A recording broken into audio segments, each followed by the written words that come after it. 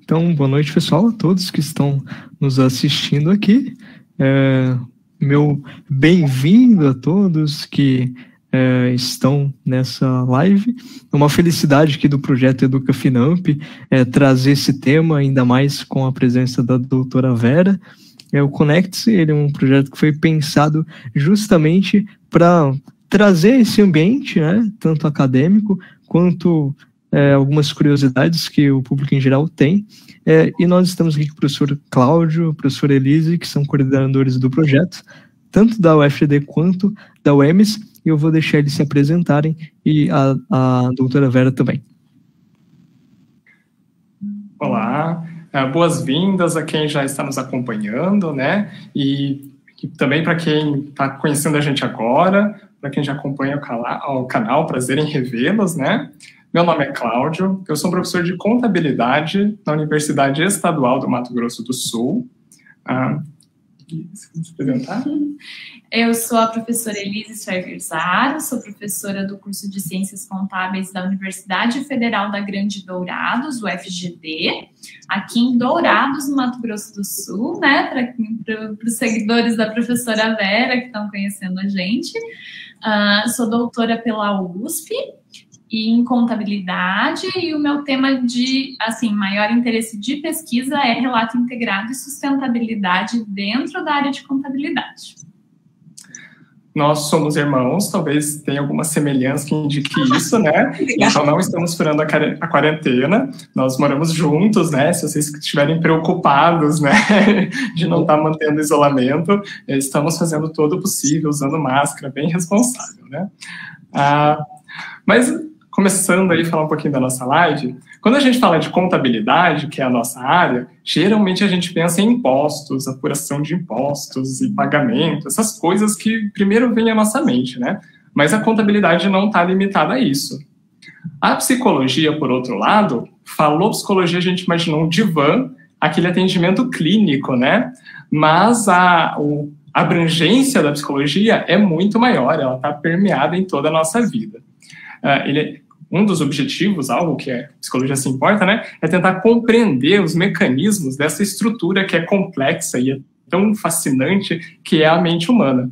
E que ela usa, né, vários artifícios, né, para tomar decisões rápidas, que foram desenvolvidas, foram aprimoradas num contexto meio de garantir a segurança física, a sobrevivência, e que muito disso ainda está presente na gente, mas que talvez não é tão adaptativo, não funciona tão bem assim quando a gente está falando de outras decisões financeiras, às vezes dá ruim, né? Na hora que o cérebro entra em ação tentando fazer o negócio acontecer rapidinho. Então, para ter, né, uma visão bem legal dessa outra dimensão da psicologia, a gente tem a professora Vera, que é referência absoluta quando o assunto é psicologia econômica, né? A professora Vera Rita de Mello Ferreira, ela é autora dos primeiros livros no Brasil de psicologia econômica, é doutora pela Universidade de São Paulo, colunista do Valor Invest. Pela PUC. O mestrado pela USP, desculpe, e o doutorado pela PUC de São Paulo. Perdão, professora, obrigado pela correção. Isso. E é, assim, uma referência incrível quando está falando de comportamento de investidores. Além disso, a professora Vera tem um canal no YouTube que se chama Pílulas de Psicologia Econômica, que é uma fonte muito interessante de conhecimento, de economia, de psicologia, traz várias discussões interessantes. Boa noite novamente, né, professora Vera? Nós gostaríamos de agradecer muito a sua disponibilidade em compartilhar com a gente, né, toda a sua experiência e nos brindar, né, com tanto conhecimento aqui no projeto Educa Finamp. Se você quiser complementar um pouquinho sobre a sua bibliografia, sobre a sua trajetória acadêmica, nós estamos ansiosos por ouvi-la. Tá bom. Muito obrigada pelo convite, boa noite a todos. O Cláudio acho que já falou tudo que eu ia falar. Porque é isso mesmo, né? A gente tenta estudar como a cabeça não funciona, como a cabeça funciona, mas, na verdade, a gente quer mesmo entender como, por onde é que não funciona, se tem algum padrão que se repete, essas coisas todas. Então, é isso, eu sou psicóloga, fiz mestrado e doutorado em psicologia social. O meu doutorado, a tese foi em psicologia econômica. Na verdade, eu tenho uma formação em psicanálise antes e trabalhava com divã e tudo. Agora só não estou trabalhando com divã porque estou trabalhando remoto, né? Mas, se não, ainda faço alguns atendimentos. E eu fui atraída por essa área antes de saber que ela existia, porque na década de 90, quando veio uma inflação desgovernada, que só entrou nos eixos com o Plano Real no meio de 94, eu estava interessada em saber o que acontecia na cabeça das pessoas para se sentirem tão atraídas pela inflação, porque parecia que era isso que acontecia, né? A inflação não acabava nunca, apesar de planos e planos de governo, não acabava nunca. Então, foi isso que me levou a me aproximar dessa área, onde eu estou há 27 anos. E eu não tinha intenção de ter uma carreira acadêmica, mas no meio do caminho eu vi que não dava mais para voltar para trás, que daí eu tinha que fazer o doutorado, depois do mestrado não tinha como, daí fui fazer o doutorado. Foi difícil porque não existia, como ainda não existe uma linha de pesquisa específica, então eu tive que contar com a caridade de uma orientadora que me aceitou, finalmente, depois de levar muitas portas no nariz. E quando o Daniel Kahneman, que é o psicólogo social que ganhou o Prêmio Nobel de Economia em 2002, por sorte, o prêmio foi anunciado 3 dias depois de eu ter entregado o projeto. Então, eu digo que eu sou muito grata a ele, porque aí eu ganhei uma bolsa CAPES flexibilizada, naqueles tempos em que ainda havia algumas bolsas, né? E que conseguiu pagar pelo menos as mensalidades do doutorado, e era flexibilizada, quer dizer, eu podia continuar trabalhando, eu dava aula e atendia no consultório. Então, isso foi super importante, e claro, foi importante também para eles até verem que eu não era uma maluca caída, assim, de paraquedas, falando de coisas que ninguém falava naquela época. Então, com o prêmio para um psicólogo, prêmio de economia para um psicólogo, já deu uma oficializada no assunto, né? E eu tenho me dedicado esses anos todos a contribuir para a construção do campo aqui no Brasil. Então, agora, recentemente, 2 semanas, eu acho, 3, eu tive a notícia de que eu devo ser a próxima presidente da Associação Internacional de Pesquisa em Psicologia Econômica, que em inglês é IAREP, obrigada, que eu represento aqui no Brasil desde 2004, e onde eu encontrei os colegas que me ajudaram muito com referências durante o doutorado, já que aqui era muito difícil de achar e tal.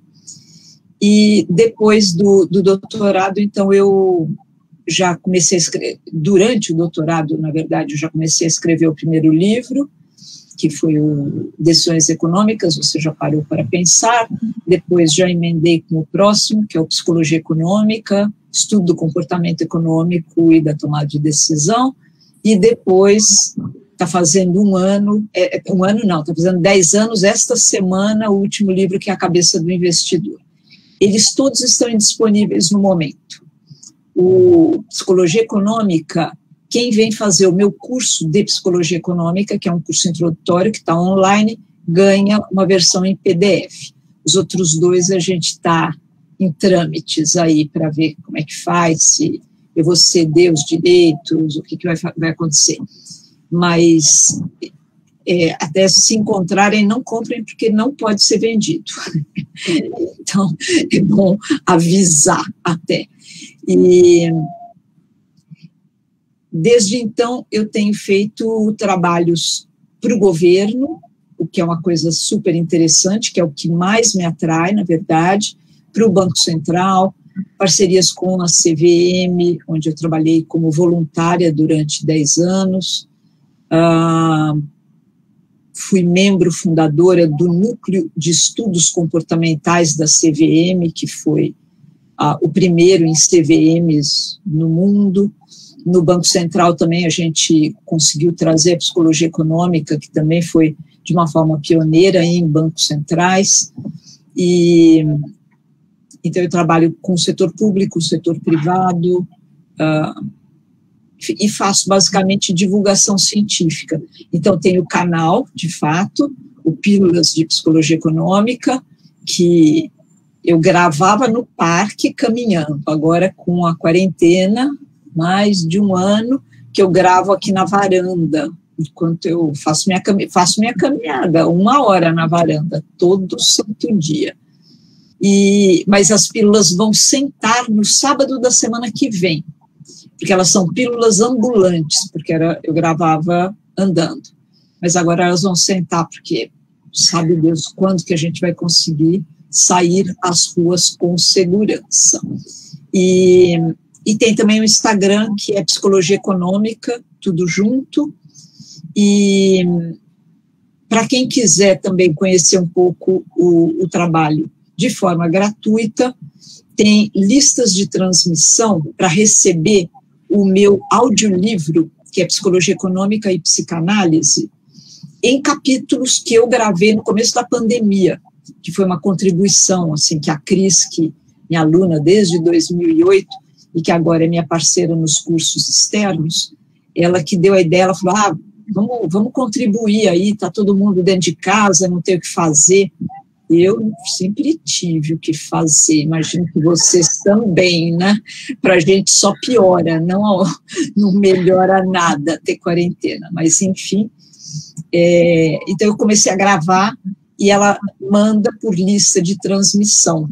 Então vai começar uma segunda-feira, quem tiver interesse tem que mandar um e-mail para Cris, que é contato@vertipsi, tudo junto, sem o acento, .com.br, contato@vertipsi.com.br. E ela daí também pode dar informações sobre os cursos, que são cursos, o introdutório de Psicologia Econômica, que é pré-requisito daí para Educação Financeira com Psicologia Econômica, que começa uma turma amanhã, e para Arquitetura de Escolha, que é o desenho comportamental de contextos para ajudar as pessoas a fazer o que elas gostariam de fazer, mas tropeçam no meio do caminho. Bom, vou parar de falar, porque senão vocês já viram, né? Eu falo muito. Ai, obrigada, professora. Inclusive, eu tive o privilégio de assistir a sua palestra em 2016, no Rio, na Conferência de Ciências Fundamentais e Educação do Investidor da CVM. Isso. Na época que podia aglomerar, né? E você viu o brilhante Werner de Bondt, o keynote, lembra dele? Que é o pai das finanças comportamentais, que fez uma palestra excelente lá. Que bom, você deu sorte. Sim, e também, né, ressaltar a sua contribuição. Acho que esse assunto é muito relevante para os alunos, para os servidores, para a comunidade, né, tanto da UFGD quanto da UEMS, quanto, né, de todas as pessoas que a gente conseguiu alcançar agora com o evento. Mas, professora, direcionando um pouquinho mais para o tema da nossa conversa, né, a senhora discutiu um monte de coisas na sua tese, né? E entre essas coisas, você coloca algumas relações que você enxergou entre a psicanálise e a psicologia econômica, dessa sua experiência com o divã também, né? Uma das dualidades que fica bem clara é a questão do prazer e desprazer. E você apresenta o princípio do prazer, que é aquela emoção imediata, aquela recompensa imediata, né? E sem considerar muitos riscos, as consequências que ela pode trazer. E, em contrapartida, teria o princípio da realidade, que vai trazer um prazer mais duradouro, mas que ele vai exigir trabalho, vai exigir tempo. Então, a questão que a gente vê isso aqui se relaciona com compras por impulso, falta de organização financeira e, em contrapartida, a educação financeira. E, no meio dessa conversa toda, né, a gente tem uma relação com ansiedade, com depressão, por causa das questões econômicas? Vamos, como o Jack, vamos por partes, né? Você leu a tese, olha só, legal. Maravilhosa. Vários conceitos que eu usei na minha tese sobre incentivos de remuneração aparecem ali. Ah, que legal, fico feliz. A gente gosta que o trabalho da gente possa ser útil para outras pessoas, né? Essa é a graça de fazer ciência, né? Então vamos lá. Primeiro, sim, um conceito central na psicanálise é justamente o que o Freud chama de 2 modos de funcionamento mental. Então, a gente seria, primeiro, movido sempre por uma busca de alívio, que pode ser ou o prazer da gratificação, de uma satisfação, ou evitar o desprazer da falta e, com isso, então, ficar mais ou menos equilibrado, né? E a gente está sempre buscando isso. Na psicanálise, inclusive, a gente chama isso de desejo, que daí vai se relacionar com a segunda parte da sua pergunta. O desejo é essa sensação de falta que a gente tem, de incompletude, essa ânsia que tira a gente da cama cada dia, então não dá para viver sem isso, mas que pode empurrar a gente para muita encrenca também, porque tem 2 pegadinhas no desejo. Uma, ele é inconsciente, então a gente nunca sabe o que deseja. A gente pode saber, eu sei, por exemplo, que eu quero tomar um gole d'água. Aí, tranquilo. Mas o que eu desejo mesmo, que está pulsando dentro de mim o tempo inteiro, eu nunca vou saber, nem eu, nem ninguém. E, justamente, o segundo ponto é: jamais o desejo será plenamente satisfeito de forma definitiva. Aí, o marketing dele rola, porque fala, você não sabe o que você deseja? Eu sei, esse iPad aqui de 30 mil reais. E a pessoa fica, ai meu Deus, se eu não tiver o iPad, eu não serei feliz. Só com o iPad vai ser a solução de todos os meus problemas. Mas é uma solução das organizações Tabajara, né? A Cacete Planeta, né? Ou seja, não resolve nada, porque dali a pouco você já está, não, então o que eu quero mesmo é um sapato. Não, o que eu quero mesmo é comprar Bitcoin. Não, o que eu quero é qualquer coisa.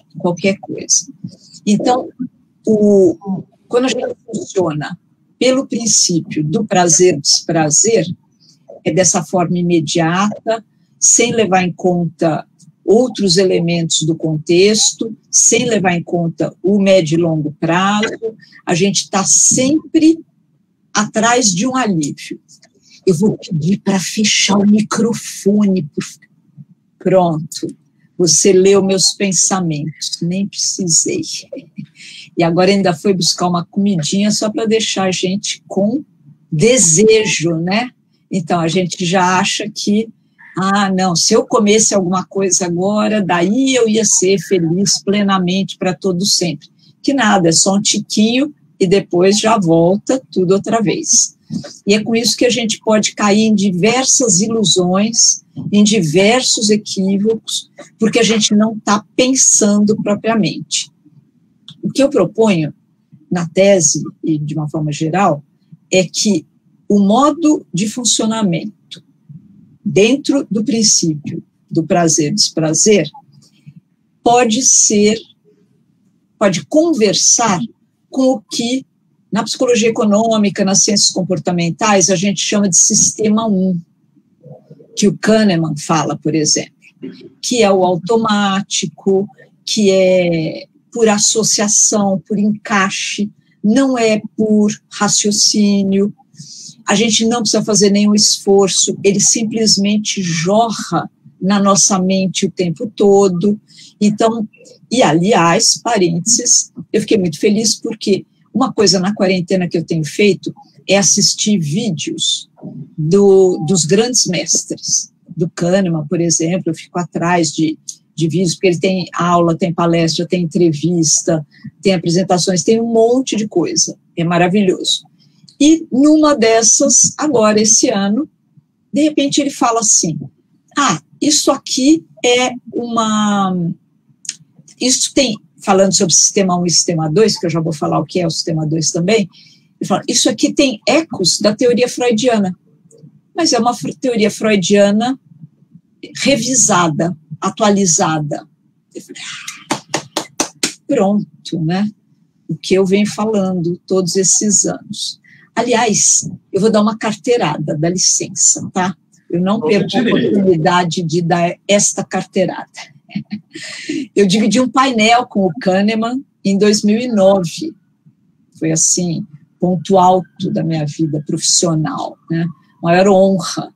E ele não falou isso naquela época, ele não falou isso. Foi agora recente que ele disse. Mas, enfim, foi num painel aqui em São Paulo, num congresso da Ambid, que atualmente é chamada de Ambima, né?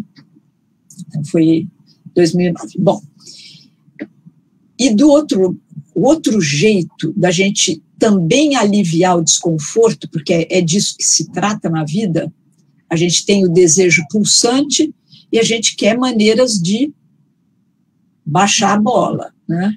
Se sentir confortável. Mesmo que não exista, é meio aquela coisa assim, não tem tu, vai tu mesmo, né? Então, o que você quer é o que o Kahneman chama de conforto cognitivo, e eu acrescento, e emocional também. Mas o outro jeito, que seria o princípio da realidade, e conversa com o sistema 2, o princípio da realidade, como o nome diz, leva em conta a realidade. Então, aí você vai um pouco mais devagar,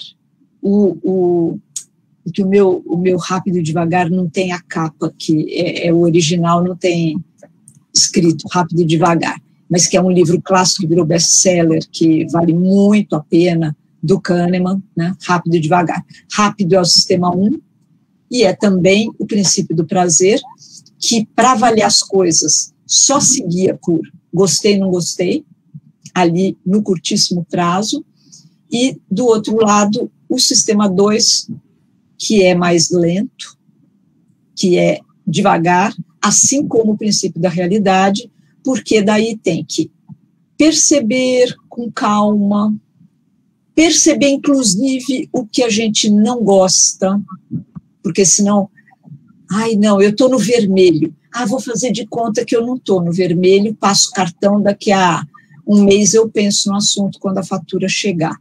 Então, no princípio da realidade, você fala, estou no vermelho. Mesmo que eu passe o cartão, eu sei que eu não deveria estar fazendo isso, né? Porque não é que o sistema 2 ou o princípio da realidade nos salve de absolutamente todas as falhas. Seria bom se fosse assim, mas a gente sabe que não é. Então, o sistema 2 consegue raciocinar, consegue prestar atenção, manter o foco, e o que é muito importante, é o sistema 2 que gerencia o autocontrole. O sistema 1, não. Se apareceu na frente, eu quero e não quero nem saber. Ou, se eu não gostar, eu quero afastar e também não quero nem saber. O sistema 2, não, já. E o princípio da realidade, sem dúvida, vai passar por todas as etapas de perceber, manter na consciência, fazer comparações com situações da memória, embora a memória também seja falha, mas ainda assim ajuda a gente a reconhecer, será que esse barulho que eu ouvi é a torneira pingando mesmo, ou será que é um problema diferente de encanamento que eu nem sei? Então você já começa a se guiar um pouco pela experiência passada. Socorro, tem que servir para alguma coisa, né? Experiência passada. E consegue fazer uma avaliação mais isenta, mais imparcial, sem ser simplesmente gostei, não gostei, e se eu não gostei, eu não quero que exista, e vou fazer de conta que não existe mesmo, porque isso dá problema, né? Ah, não gostei que esse boleto chegou, então eu vou chutar ele para longe e não vou pagar. Vai dar encrenca, né? E, pelo princípio da realidade, é possível pensar, quer dizer, ter ideias que ainda não tinham aparecido na mente, alcançar pensamentos originais. Tem site, né? E o sistema 2 também, o sistema 2, a gente chama atenção para o seguinte, ele vai até planejar, ter a intenção, mas não é quem realiza. A gente executa as ações no modo do sistema 1, e aí que mora o perigo. A gente faz coisas porque na hora dá um tchan na cabeça.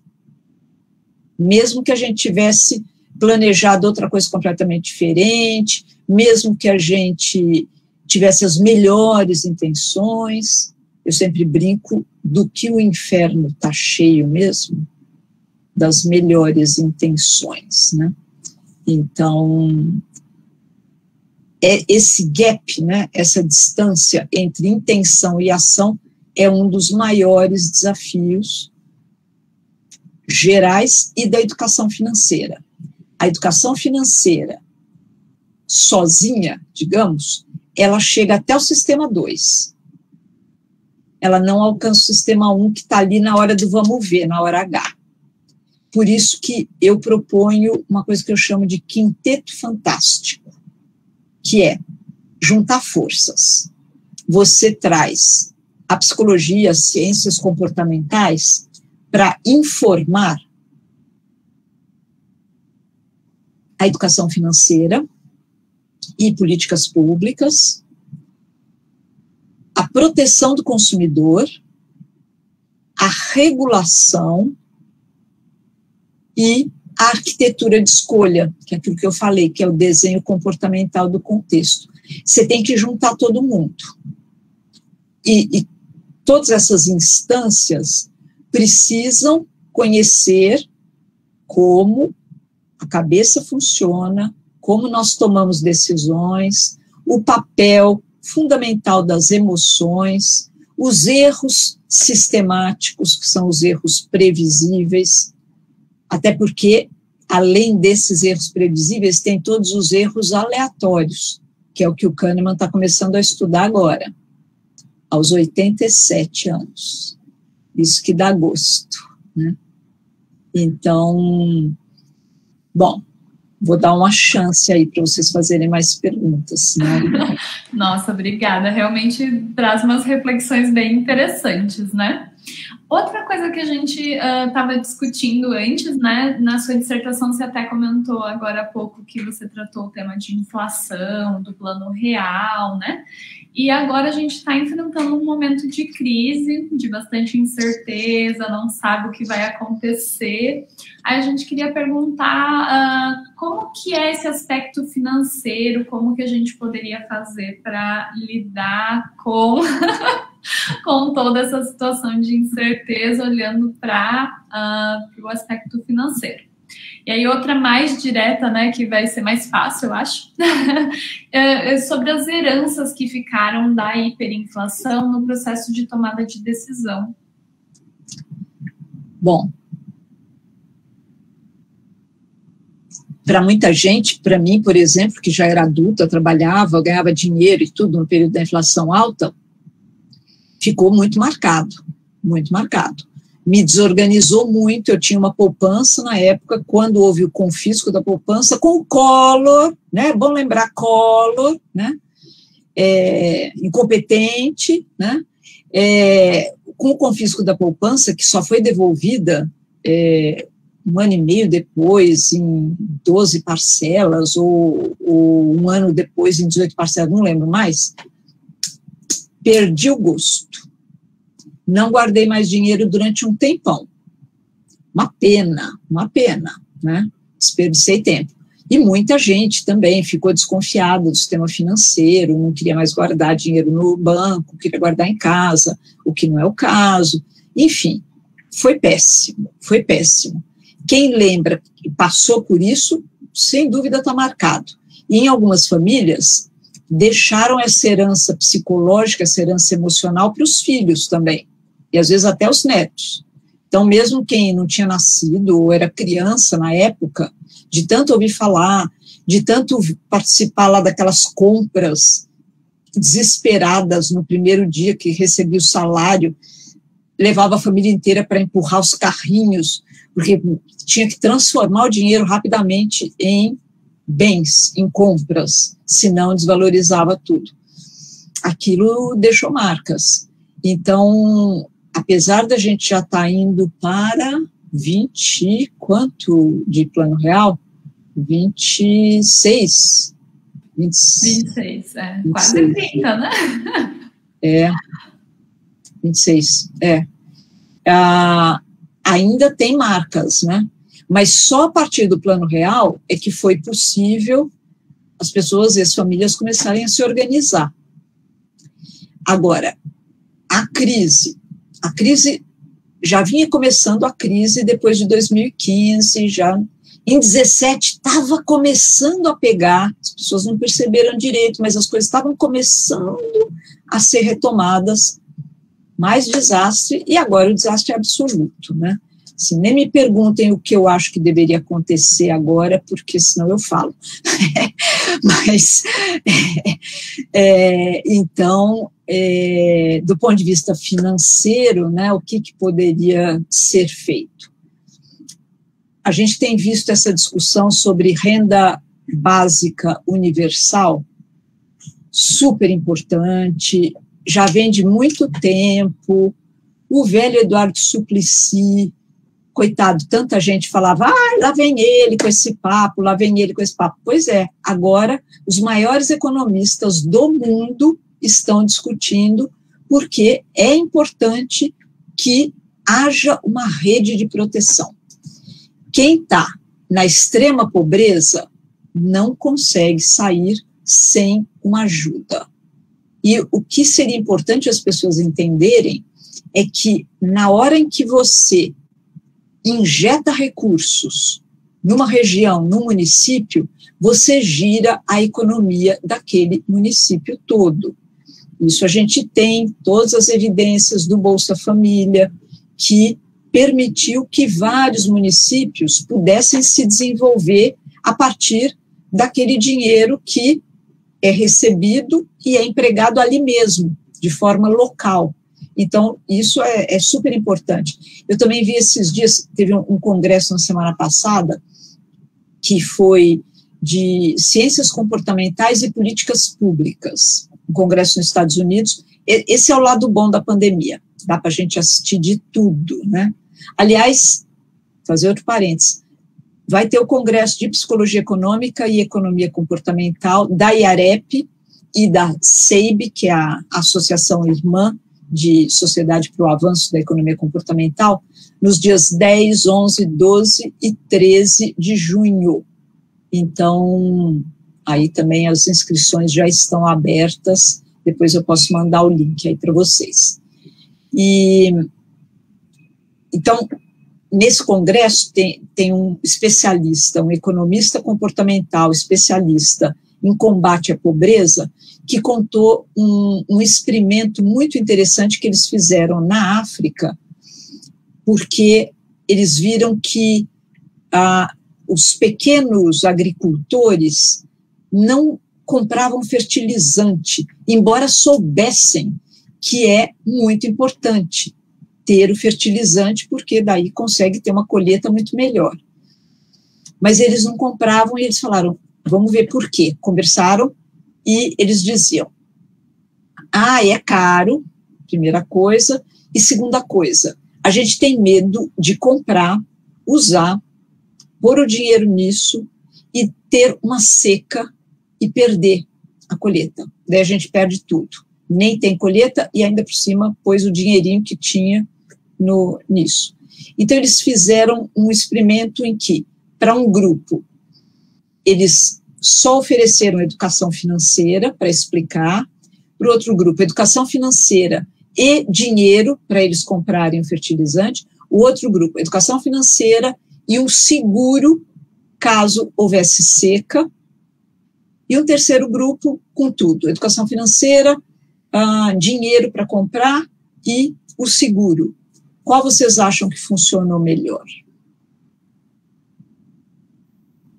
Boa pergunta, né? Porque quando você recebe o dinheiro, você também é talvez mais displicente com esse dinheiro, né?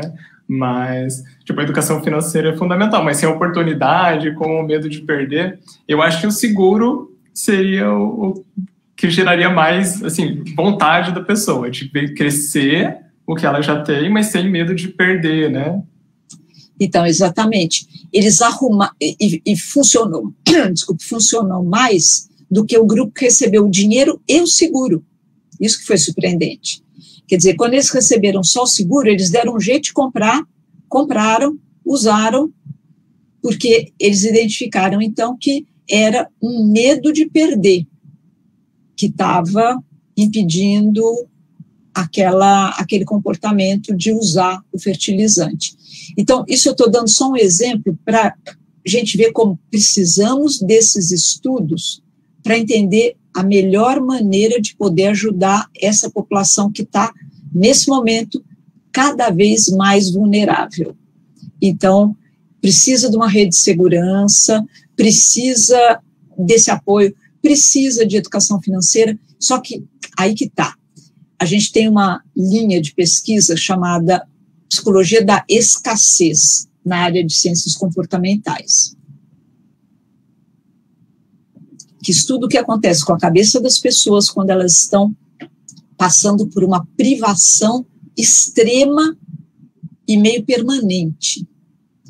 Pode ser, por exemplo, se você tem uma falta crônica e profunda de comida, de dinheiro, de tempo, de energia. Então, quando isso acontece, eles dizem que a gente entra como se fosse num túnel de escassez, porque eles dão o nome de escassez para isso. E nesse túnel de escassez, a gente fica só pensando naquilo que está faltando e como a gente poderia conseguir. Então, por exemplo, uma pessoa consegue R$10, faz um bico lá e ganha R$10. Ela não sabe se ela paga a luz, se ela compra comida para o jantar, se ela guarda para comprar o chinelo para a criança. Então, ela fica, não, então eu vou no mercado, eu compro um pouquinho de farinha, daí eu guardo isso aqui, porque vai ter que pagar o gás também, que eu não estava lembrando. E ela fica fazendo malabarismo com as contas na cabeça o tempo inteiro. Isso tem duas consequências muito complexas. A inteligência fica comprometida. A pessoa fica menos inteligente porque ela está completamente fixada naquilo que ela tem que resolver de mais imediato, de mais urgente. E como ela está o tempo inteiro dizendo para ela mesma, estou com vontade de comer aquele bombom, já pensou? Mas não, eu não posso nem pensar nisso quando não tem nem óleo em casa. Então, eu tenho que não sei o quê. Bom, ela fica o tempo todo dizendo não para si, ou seja, exercendo um autocontrole pesadíssimo. E o autocontrole é também um recurso finito. Então, de tanto usar, se entra uma graninha a mais inesperada, de repente ela torra, porque ela saiu do modo escassez, entrou no modo abundância, às vezes por 15 minutos, mas daí a cabeça já está tão cansada, está tão esgotada, está tão exaurida que já era. Então, a gente tem que lembrar disso quando está desenhando políticas para essa população, quando está desenhando iniciativas de educação financeira para essa população. Bom, para a educação financeira tem um monte de coisa, mas digam aí se eu falo mais sobre isso ou sobre outro assunto. acho que um assunto vai emendando no outro, né? Essas pesquisas são tão importantes e tão interessantes, né? Com esse tipo de achado. Mas, assim, permeando toda essa conversa, né? Que tem, fora um pouquinho dessa situação de túnel de escassez, mas do prazer e desprazer, você escreveu na sua tese, né? Que a mente usa estratégia para facilidade, ela quer a facilidade. E às vezes a facilidade é o que vai te condenar, né? E usando uma frase que você já usou numa outra live, a minha pergunta seria: como que eu faço para proteger o dinheiro de mim mesmo, né? E também uma outra questão que seria muito, muito útil para o nosso projeto de pesquisa, para o nosso projeto de extensão, que a gente está querendo oferecer informações para as pessoas poderem se organizar, iniciar uma cultura de educação financeira. Como é que eu comunico que vale a pena fazer o sacrifício inicial? Porque quando eu não estou organizado, então eu vou ter que abrir mão de algumas coisas. Então eu vou ter que negar aquele prazer imediato. Como é que eu convenço a pessoa que vale a pena, né, você exercer esse autocontrole, né, mas porque o ganho no futuro é de tranquilidade, é de mais abundância, né? Talvez você até se permite mais prazeres, né, pela organização. Então, vocês conhecem aquele estudo de neurociência que mostra que a área do cérebro que é mobilizada quando a gente guarda dinheiro para a gente mesmo no futuro é a mesma que é mobilizada se eu der dinheiro para um estranho no meio da rua. Olha o tamanho da encrenca, meu. Então, é muito difícil convencer as pessoas. O que é mais fácil de tentar fazer é que ela tome uma única decisão. A decisão de automatizar uma poupança, um investimento, que todos os meses vai sair X da conta dela, ou X%, e vai para um investimento, ou mesmo para a caderneta de poupança. Vocês podem me crucificar, mas eu não bato em pessoa que guarda dinheiro na caderneta de poupança. Não importa que agora, não sei o que, a inflação, blá, blá, blá, blá, blá. Se ela está guardando dinheiro, ela está naquela minoria da população brasileira. Então, tem o meu aplauso.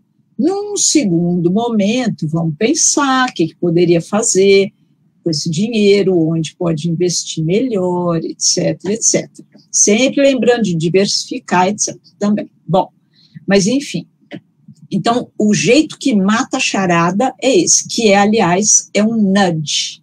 É um empurrãozinho, é uma cutucada da arquitetura de escolha. Guardar dinheiro automaticamente.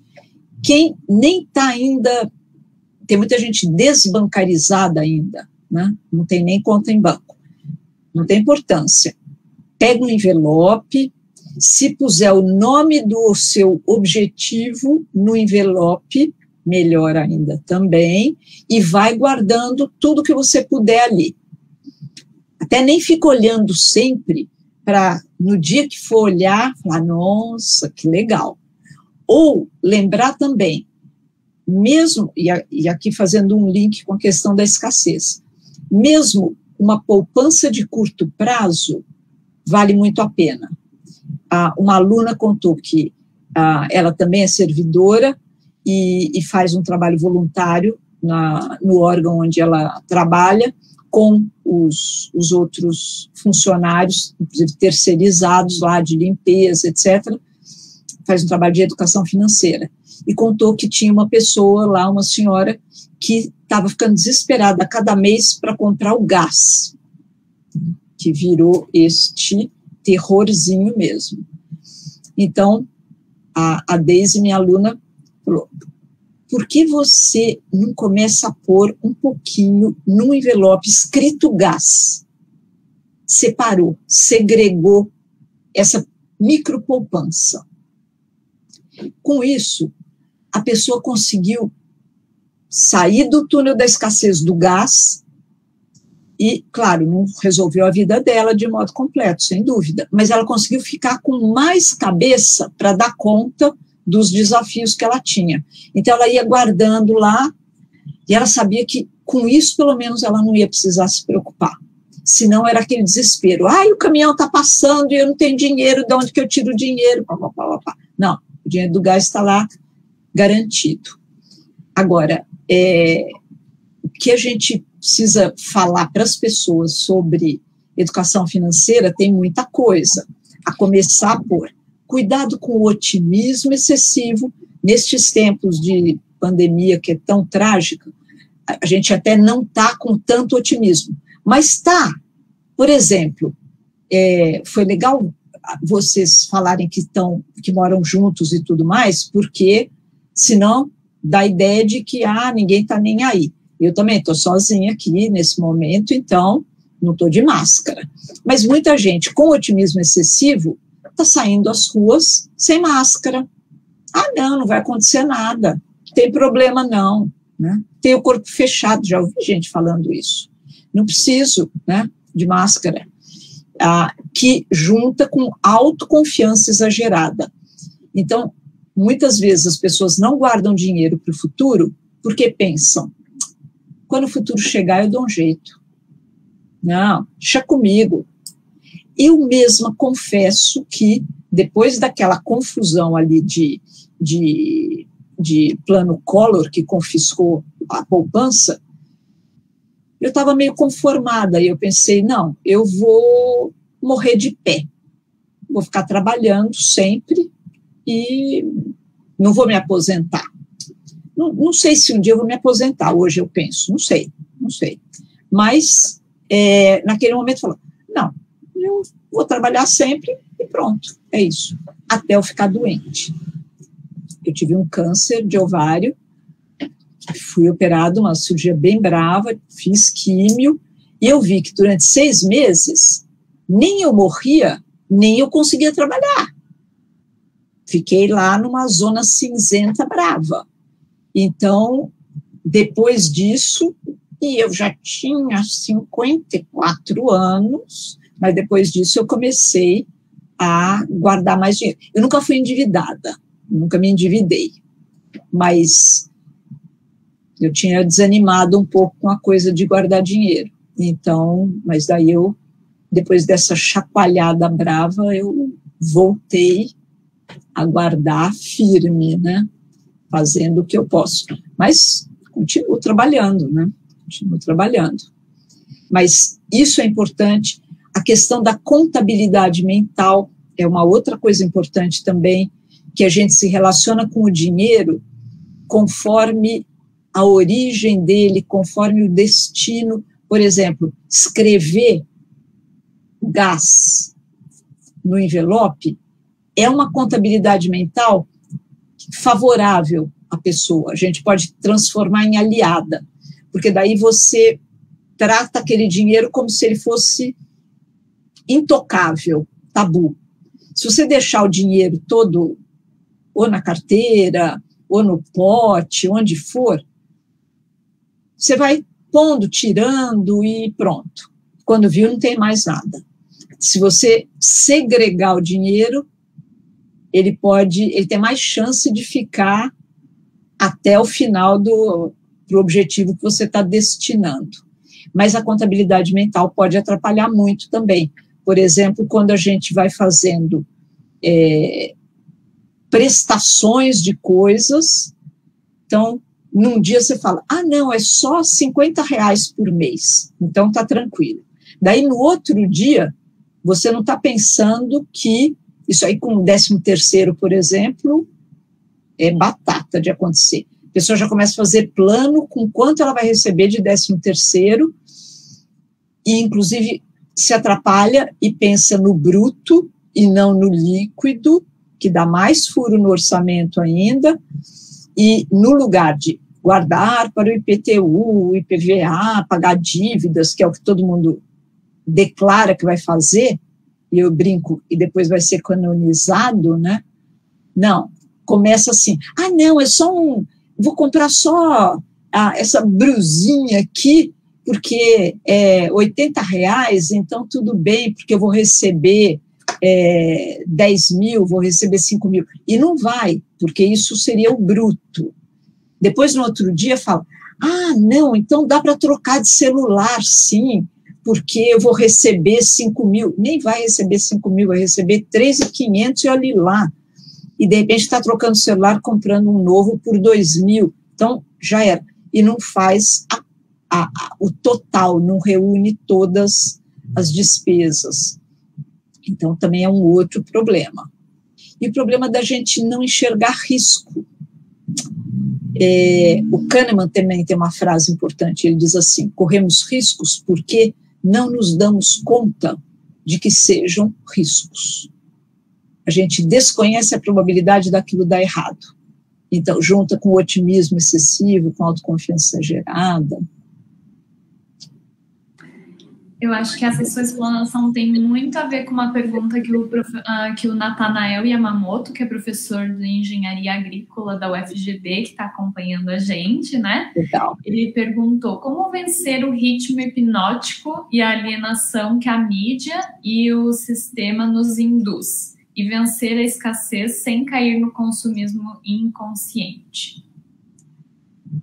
Aí a gente tem que desejar boa sorte para a humanidade, né? Porque é uma briga muito desleal, né? Isso aqui, todo mundo já viu na Netflix O Dilema das Redes, aquele filme que é meio documentário. Então, tem cientistas só se dedicando a isso, né? Como fisgar a gente, manter a gente hipnotizado. E a gente fica... E quanto mais cansado, quanto mais esgotado, mais fica. Porque isso aqui aparentemente não dá trabalho. Só que numa dessas você vai lá e clica numa besteira e quando viu já comprou, né? Então, a gente tem que evitar as tentações antes de estar diante delas.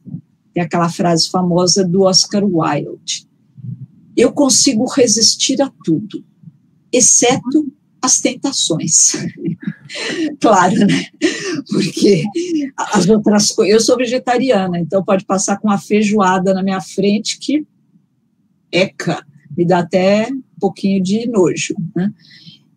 Agora, não me solte na frente de uma caixinha especial de chocolate Lindt, porque daí eu não respondo por mim. Então... esse é o problema. A questão é, por onde vêm as tentações? É pelo celular? Aí no grupo de estudos, essa semana, o pessoal estava dizendo, uma aluna deu até uma ideia radical.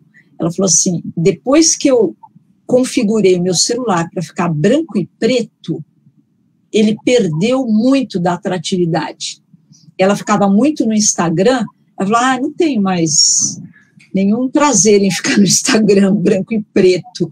Então, eu até tentei, o meu eu não consegui, não sei onde é que faz isso, mas o negócio é você não se expor às tentações. Então, se o problema é shopping, onde, aliás, ninguém deveria ir neste momento, mas se o negócio é shopping depois da pandemia, nem chega perto. Porque quanto mais próximo você estiver da tentação, mais autocontrole você vai precisar. E não dá para confiar no nosso autocontrole. Até porque não existe autocontrole futuro. Isso é um estudioso que diz, e é muito interessante. Quer dizer, não adianta você dizer, só hoje eu vou comer esse chocolate, mas amanhã eu não como. Ou então, segunda-feira eu começo a dieta. Não adianta. Se você não está começando a dieta hoje, nada garante que você vá começar na segunda-feira. Então, não existe autocontrole futuro. Então, o negócio é tentar se manter o mais distante possível das tentações, que elas estão chegando por todas as telas nesse momento. Tá assim, Davi contra Golias. Bravo, bravo. Boa sorte, acho que é Emanuel, né? Boa sorte aí, professor. Nathanael. Tem mais uma perguntinha, eu acho que a gente já pode ir se encaminhando para o final, né? Mas é um dos tópicos que a gente gostaria muito de conversar também. Na sua opinião, o aumento do número de brasileiros que se tornaram investidores ou traders nos mercados de valores, isso é bom, isso é ruim? Não, eu acho ótimo que mais brasileiros estejam acordando para a importância, 1, de guardar dinheiro, 2, de pensar no futuro, 3, de quem sabe ir aprendendo com a experiência para não fazer bobagem. Que quando as pessoas chegam no mercado financeiro, muitas vezes é assim, eba, vou ficar milionário em 15 minutos. Inclusive está cheio de gente prometendo isso. Ai, meu Deus, né? Aquele tédio, né? Ai, bom, enfim, não é isso que a gente quer. Eu, pelo menos, gostaria de ver um mercado financeiro maduro, consistente, em que as pessoas tivessem um mínimo de clareza, ou do que elas estão fazendo, ou de que elas precisam de ajuda, e daí buscam uma assessoria profissional. Porque o que não pode é a pessoa não ter a menor ideia do que ela está fazendo, insistir lá, se achar, né, viaja lá na autoconfiança, porque eu sou o cara, eu sou o mago das finanças e tal, porque na hora que perde dinheiro, tem um outro viés importante, que é a aversão à perda. Todos nós temos aversão à perda, ninguém gosta de perder nada, e o pior, quando perdemos, estamos inconformados, estamos perdendo no momento, inconformados, estamos na iminência de perder, isso nos empurra para correr riscos que normalmente nós não correríamos. Então é um perigo. E com os investidores isso muitas vezes acontece. A pessoa começa a investir, perde, se atrapalha lá, perdeu, então acha que vai recuperar, bota mais dinheiro. O pior ainda, se não tem dinheiro, usa crédito, se alavanca, e daí vira um desastre. Então, precisa ou saber o que está fazendo, que é uma minoria, ou buscar uma assessoria, ou ter um dinheiro, a história das contas mentais a nosso favor, um dinheiro separado para investir na bolsa, na renda variável que for, e respeitar esse limite, colocar um stop loss e respeitar o stop loss. Se for o caso, botar um stop gain também respeitar. Tudo isso é muito difícil. Por isso que eu digo, o Kahneman, de novo, ao meu lado, disse, eu não tenho estômago para renda variável. O cara ganhou o prêmio Nobel, turma, e falou, eu não tenho estômago para renda variável. Então, eu tenho um gestor profissional, competente, de confiança, que faz isso para mim. Não é ele que administra. Então, atenção, tem uma pesquisa muito boa do professor Bruno Giovanetti, aqui da GV, ele tem um coautor sobre day trader, e como day trader pode entrar pelo cano e nem mesmo chegar a ter uma renda positiva, ficar no vermelho. Ou, no máximo, ele diz, por exemplo, a pessoa ganha mais ou menos o equivalente a trabalhar com Uber, na melhor das hipóteses. Então, tomar cuidado, porque está cheio de gente vendendo curso para ficar milionário. Mas ficar milionário mesmo, talvez porque vendeu um monte de curso. Mas não porque ficou operando, né? Tem que... O Kahneman diz isso também. Desculpa qualquer coisa aí, turma, mas ele diz o seguinte, investidor individual perde. Quem ganha é o investidor institucional. Basta olhar o tamanho, né? Investidor institucional tem uma equipe um monte de cabeças lá pensando, cancelando vieses para pensar de uma forma mais racional. O dinheiro não é deles, então eles não têm esse apego, não têm essa maluquice, estou perdendo, não posso perder, tenho que recuperar de todo jeito, então vou me jogar aqui de novo e tal. Não. Então, é importante que as pessoas tenham, no mínimo, a capacidade de reconhecer as próprias limitações. Somos humanos, portanto, somos limitados. E é isso, gente. Não, essa pesquisa que vocês estão é muito legal, porque nós lemos ela recentemente, porque estávamos fazendo uma pesquisa que está em andamento ainda, está acontecendo, várias acontecendo, na verdade, né? Mas sobre o efeito da Covid no mercado financeiro, como que as pessoas reagiram, e justamente a questão, aquela velha máxima, né? Que você nunca bate o mercado, né? Então, numa dessas... Nem o cassino. Oi? Nem o cassino. Você não bate o cassino também, né? Exatamente. Então, eles já estavam conversando, cara, acho que é mais tranquilo para alguém que não é super especialista, que não está debruçado sobre aquilo, né?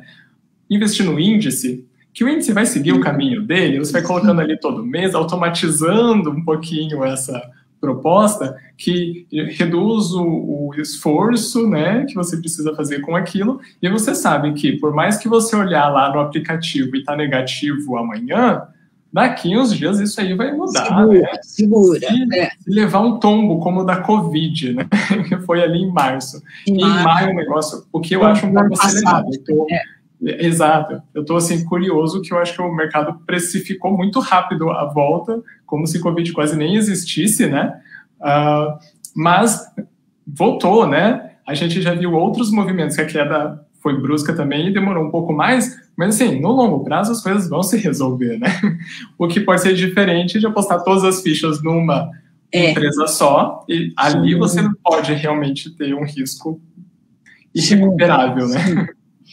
Investir no índice é uma boa, e eu, particularmente, acho interessante buy and hold,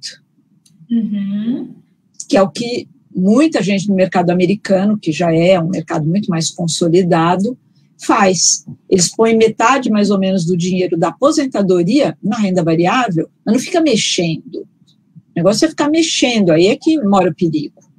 Então, deixa lá e torce para estar bom na hora que você se aposentar, não precisar ir tirando, mas nada na vida é garantido completamente, né? Então, fazer o quê? Exatamente. Mas a diversificação pode trazer um pouquinho mais de segurança no cenário, né, de longo prazo. Fundamental.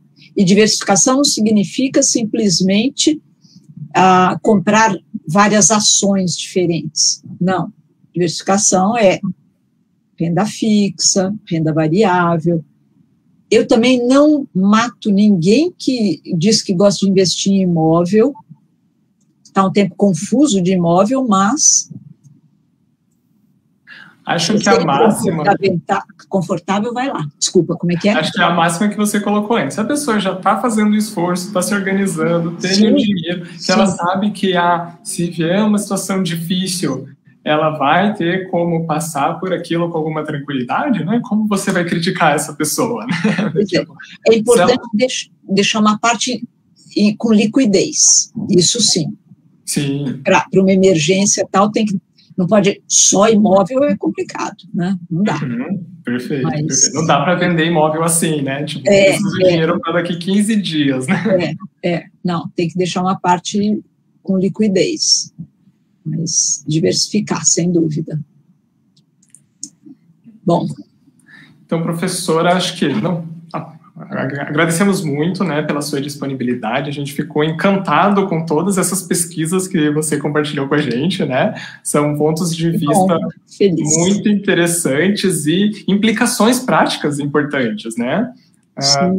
Teve vários puxão de orelha ali, mas que são todos que vem de um lugar muito bom, né? Que está querendo ajudar as pessoas. Tentando ajudar, né? Exatamente. E a proposta do nosso projeto é justamente trazer situações, trazer experiências. Você compartilhou a sua que demonstrou, né? Olha, tem momentos em que... Aprende na porrada. Dá de aprender sem ser na porrada, né? Tipo assim... Melhor, né? Melhor. Se você for uma pessoa com muita sorte, que acho que existem essas pessoas também, sim, né? Sim. Ela vai passar a vida inteira vivendo ali no limite e vai dar tudo certo, né? Mas, infelizmente, acho que é a minoria, né? Não dá sopa pro azar, não, porque... Elise e eu vemos isso como uma sorte, porque nós temos uma mãe extremamente educada financeiramente pela vida. Então, o hábito de ter reservas que estavam nas poupanças, né, até bem pouco tempo atrás, né, apesar de toda a informação, né, existente, mas nós somos doutrinados, a gente foi treinado desde o início. Então, que legal. Poupar nunca foi uma questão, né, tipo...